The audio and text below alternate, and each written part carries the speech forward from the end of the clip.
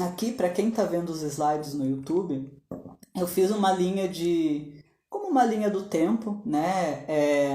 Para fazer essa transição, para que a gente perceba como que foi essa transição do Fordismo para o farmacopornismo, né? Porque a farmacopornografia nada mais é do que um regime capitalista, né? Então, o Fordismo, né, é um regime mais industrial, né? E o farmacopornismo é como se fosse o pós-industrial. Então são aspectos diferentes do mesmo sistema econômico. Né? Então, nesse capítulo, e a gente vai falar do capítulo 2, deixa eu ler aqui, o capítulo 2 do livro, né, que é a era farmacopornográfica.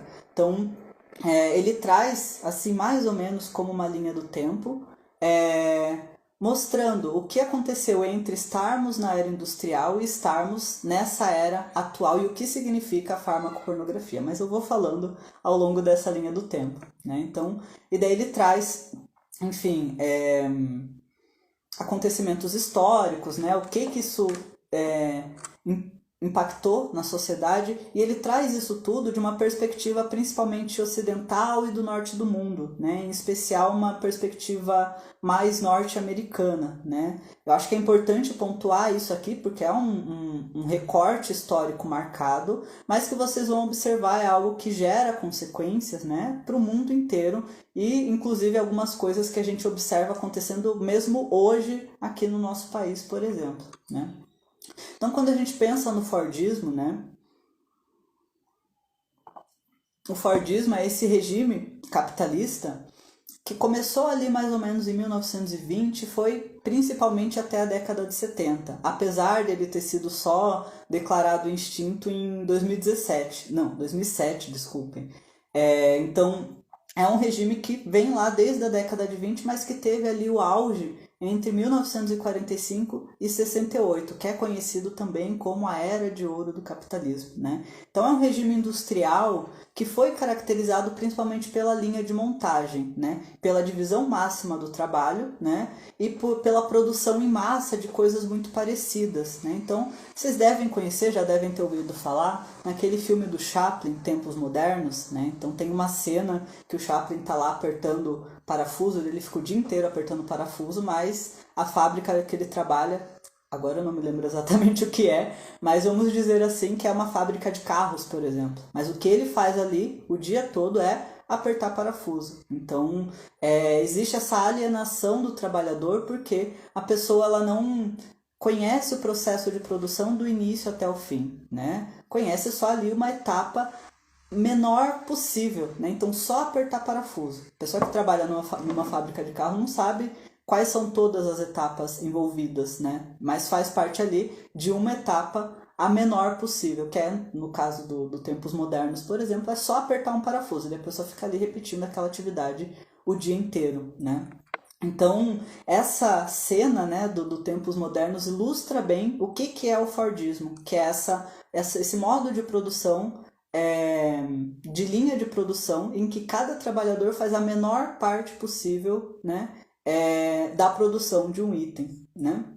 Acontecendo mais ou menos ali ao mesmo tempo, a gente teve também a Segunda Guerra Mundial. Né? Foi um momento em que muitas tecnologias surgiram, tecnologias de guerra, né? E foi também quando surgiu uma necessidade de criar uma nova forma de gestão do ser vivo. Né? Porque durante a guerra e no pós-guerra, né, a sociedade estava em ruínas, digamos assim, né? Não só ruínas arquitetonicamente falando, né? Mas ruínas psicológicas, né? Ruínas fisiológicas, né? Por ter que enfrentar uma guerra e o pós-guerra, né? E as tecnologias que surgiram durante a guerra foram adaptadas, né? Aí durante e pós-guerra foram adaptadas para o uso doméstico, né? Então tecnologias que a gente usa até hoje, né? Como o jeans, por exemplo, foi uma tecnologia de guerra, a lâmina de barbear descartável é uma tecnologia de guerra, né? Por exemplo, os móveis que a gente tem hoje, né? Vocês podem ver, a gente compra móveis e parecem que são até descartáveis, né? De tão finos que eles são. Por exemplo, essa madeira compensada que é usada na fabricação de móveis hoje é também uma tecnologia de guerra, que é uma madeira fácil de produzir, barata e de baixa durabilidade, que era usada em talas de soldados, né? Então isso passou a ser usado na fabricação de móveis. Isso passou a caracterizar essa arquitetura leve, barata e descartável, que é algo muito característico de muitos itens de produção que a gente consome até hoje, né? Continuando, né, depois a gente teve a Guerra Fria, né, que foi ali entre 1947 e 1991, né? E durante a Guerra Fria aconteceu a expansão de um movimento que já existia desde ali a década de 30, mais ou menos, né? Que é a criação, o investimento em biotecnologias, né? Para procurar moldar o corpo, o sexo e a sexualidade, né? Então, o período da Guerra Fria foi um período em que houve muito investimento nas biotecnologias, né? Então, por exemplo, algo que acontecia durante a Guerra Fria era o uso de drogas psicotrópicas para fazer um tipo de lavagem cerebral que era usado em interrogatórios militares, né? Então, para tentar ali moldar, digamos assim, fisiologicamente a pessoa com o uso contínuo de drogas para causar determinadas sensações, né, para que aquela pessoa confessasse alguma coisa ou desse alguma informação, né? Então isso era usado em interrogatórios militares, né? E posteriormente essas mesmas drogas usadas durante a Guerra Fria se tornaram drogas de uso recreativo da população civil, né? Então, mais uma vez, algo que foi desenvolvido durante a guerra passou, né, foi adaptada para o uso da população civil, né? Aqui no livro, na página 27, ele diz: as técnicas necropolíticas da guerra progressivamente se tornarão indústrias biopolíticas para a produção e controle de subjetividades sexuais. Isso é uma coisa que a gente vai ver um pouco mais aprofundado daqui a pouco, né? Mas o que isso significa? Bom, durante a Guerra Fria se percebeu que era possível, por meio de fármacos, alterar a subjetividade das pessoas, controlar a subjetividade das pessoas, né? E isso vai sendo desenvolvido com o passar do tempo até o que a gente vai ver daqui a pouco. Fiquem aí! Bom, continuando, durante a década de 40, né, houve a invenção ou a descoberta, né, dos hormônios naturais. E foi descoberto como produzir hormônios sintéticos, né, para comercialização. O que acabou virando depois, né, o Viagra, acabou virando depois a pílula anticoncepcional, né, que quando foi criada era a pílula, né, não existia nenhuma marca, nada assim, porque só existia uma que existia no mercado, né. Então, ao longo da década de 40, foram desenvolvidos esses hormônios sintéticos, né? Os hormônios que eram produzidos em laboratório e a partir daí foram usados, esses hormônios passaram a ser usados para diversas finalidades. Foi também na década de 40 que aconteceu a primeira cirurgia de faloplastia num homem transexual associado ao uso de testosterona, né? Então, essa descoberta dos hormônios sintéticos abriu portas, digamos assim, para que o gênero e o sexo não passassem a ser uma coisa só, né? Então, uma coisa não dependia exclusivamente da outra, né? Na década de 50, talvez isso soe um pouco familiar, né? Mas na década de 50, nos Estados Unidos, o movimento anticomunista e patriota adicionou a homossexualidade como uma forma de antinacionalismo, né? Ao mesmo tempo, passou a exaltar os valores familiares, do trabalho masculino e da maternidade doméstica, para que como se isso representasse de alguma forma um patriotismo, nacionalismo melhor, né? Então você ser cis, hétero e ter essa família nuclear padrão significava você ser mais patriota, né? E anticomunista. E você ser homossexual ou dissidente de alguma forma dessa norma fazia com que você fosse um inimigo da nação, né? Talvez isso soe um pouco familiar pra gente, né? Aqui no Brasil. Ao mesmo tempo, durante essa década, né, cirurgias de reconstrução de pele que também foram desenvolvidas ali no período de guerra, né, para vítimas de bombas nucleares foram tecnologias adaptadas para cirurgias cosméticas, né? Então, para cirurgias cosméticas e sexuais. Bom, continuando, ali na década de 48 a 54 foi quando surgiu o relatório de Kinsey, que talvez vocês também já tenham visto, que é uma tabela que procura medir, né, o comportamento sexual, que divide entre exclusivamente heterossexual e exclusivamente homossexual, com algumas escalas, né, entre uma coisa e outra, né? O que isso significa? É uma tentativa de enquadrar práticas sexuais hegemônicas e não hegemônicas, né? Então, não é só aqui é o exclusivamente heterossexual e aqui é o exclusivamente homossexual e é só isso. Não, aqui está o normal e aqui está o anormal, né? E tem uma escala para medir isso. Então, essa produção científica vai, apesar dessa desnaturalização da heterossexualidade, ou seja, a heterossexualidade não é mais algo necessariamente o normal versus o doente, a heterossexualidade passa a fazer parte desses aparatos discursivos, né? Então a heterossexualidade passa a existir, digamos assim, como algo nomeado, ainda assim, né, procura criar esse lugar da diferença, né? Então também foi nesse período que surgiu o termo gênero, né? Então foi em 57 que o psiquiatra John Money usou pela primeira vez o termo gênero para designar uma coisa que fosse diferente do sexo, né? Diferente do sexo biológico, né? E isso abriu margem, né, para perceber como o que é masculino ou feminino é algo culturalmente reconhecido, culturalmente ensinado, né? E é famosa, e daí isso está aqui no livro na página 29, é famosa a afirmação de Money de que é possível, usando técnicas cirúrgicas, endocrinológicas e culturais, mudar o gênero de qualquer bebê até os 18 meses, né? Então, foi exposta, digamos assim, essa arbitrariedade do gênero em relação ao sexo, mas ainda assim a hegemonia recapturou essa diferença, né? Então, em vez das pessoas pensarem, bom, então se gênero e sexo são coisas diferentes, então a gente pode fazer uma bagunça com isso, mas não, né? Isso foi recapturado e de novo se reafirmou como uma norma, né? Então, a partir do momento que existe um desvio, existe uma cura, digamos assim, né? Então, se alguém tem um sexo biológico e tem um gênero diferente daquele, existem técnicas